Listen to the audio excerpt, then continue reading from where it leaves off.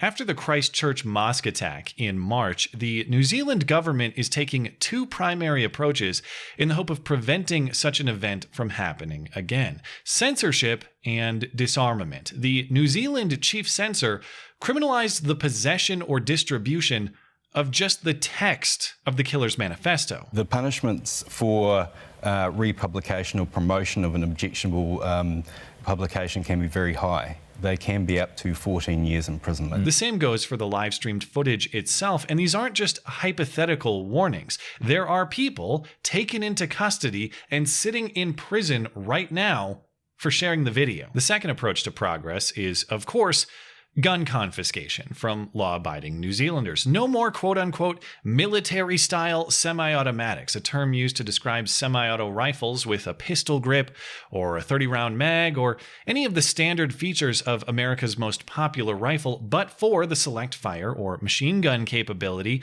that distinguishes military and civilian weapon variants. But it's military style. It looks like one. Yeah, and a spoiler on your trunk is race car style, but that doesn't mean it holds up to the same performance standard. Anyway, those are banned. So if you have one, turn it over to your benevolent leader, Jacinda Ardern. Trust her to keep you safe, because you can't be trusted to do it for yourself. Every semi-automatic weapon used in the terrorist attack on Friday will be banned in this country. We will be establishing a buyback scheme. Details of the weapons handed back by owners that are covered by the ban will also be taken to ensure that fair and reasonable compensation is paid once the buyback is in place. I don't accept the framing or the language of a so-called buyback. They euphemistically use that term to conceal what this really is: confiscation. The word buyback doesn't apply for two reasons. One, what happens when I refuse the sale? This isn't a voluntary exchange like any other purchase we make. It's compulsory,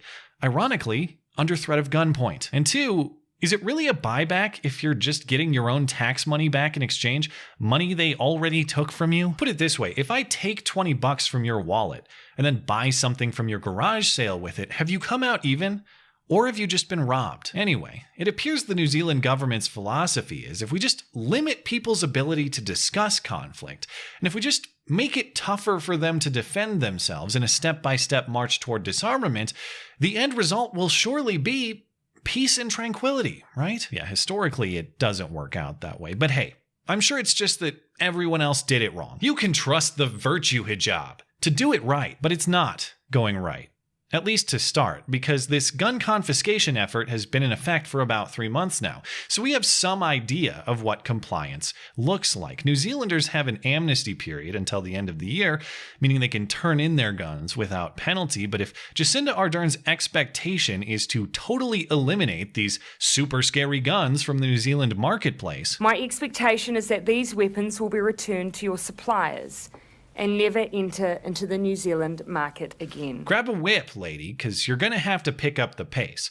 Just not a military-style whip, of course, a common-sense whip. As of the 1st of July, reports from New Zealand police are something between 700 and 1,000 guns have been surrendered to the state, and not all of these are the now banned military-style semi-automatics. That number is just guns generally. Some of these guns are just otherwise legal guns their owners want to get rid of for whatever reason. So even high-end, these figures are less than 10% of the total military-style semi-automatics estimated to be in the country, and less than 1/100% of the total firearms estimated to be in the country overall. But hey, you're on pace for maybe 1/3 of the super scary assault weapons by year's end if you're lucky, and maybe even an actually visible slice of a pie chart in terms of overall guns. To be fair, the police do say they have 8,000 additional commitments for weapon surrender, and they have lots of upcoming events scheduled for that surrender. But again, we don't know what kind of weapons those are, and that's still just a forecast. Those aren't weapons in police possession. Those are still weapons in civilian possession as of this recording, and police admit they just don't really know how many are out there and where they are. Jacinda Ardern says she wants to eliminate the market for these military-style guns, but ironically,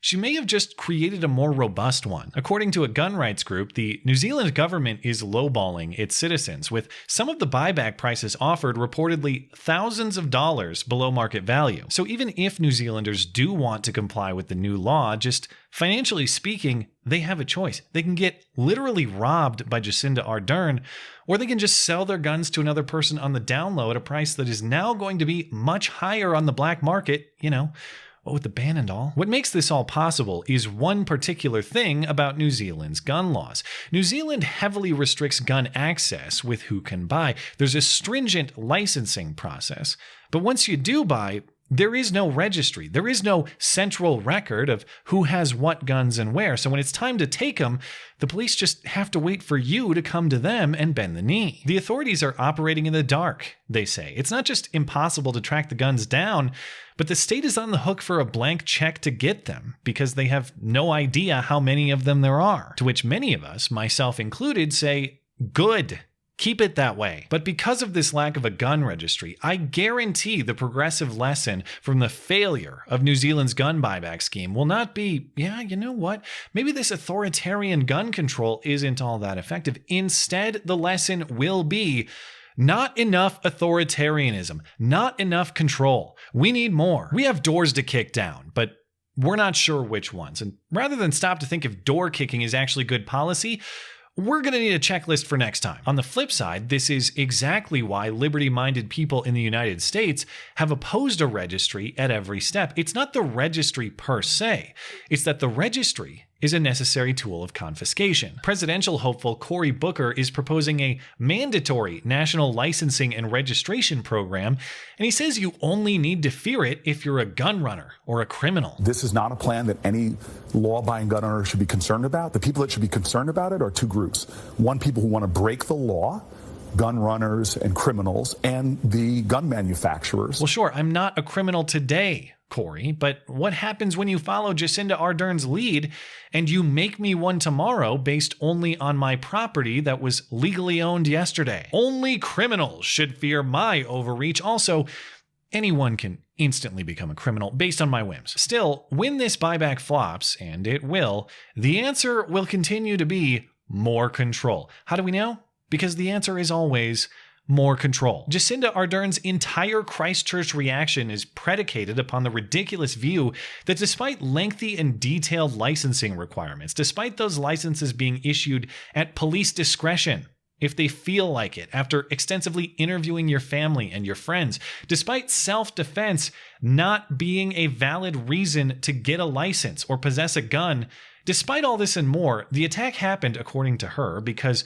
New Zealand is just too relaxed about guns. On 15 March, the nation witnessed a terrorist attack that demonstrated the weakness of New Zealand's gun laws. None of the changes that have been made in the past dealt with one of the most glaring issues we have that sets New Zealand apart from many other nations: the availability of military-style semi-automatic weapons. And so instead of saying, wow, we tightly control this sort of thing and it did nothing to stop this tragedy, her answer is, we can somehow control this more tightly still, or ban it outright to stop it next time. The murder of 50 plus people that day was also banned to no mitigating effect, and the evil that drove that killer simply cannot be banned. If you accept that premise, I can't see how the solution is to restrict good people from defending themselves against it, to stack the deck against them the next time such evil confronts them on a moment's notice. If you don't accept that premise, though, and you do think evil can be banned, my interest is piqued. I just need to hear a plan that doesn't involve diminishing every fundamental human freedom in pursuit of that goal. And New Zealand isn't there yet. I don't want to speak hyperbolically, but the path Jacinda Ardern is taking is a treacherous one. Central control in pursuit of prosperity can be a tempting promise, but it never works out that way. Your life gets easier and you do better when you confront the challenging reality that the best and most capable person to look out for you is you. I wouldn't sell my own safety to Jacinda Ardern for every dollar she can print, let alone below market value.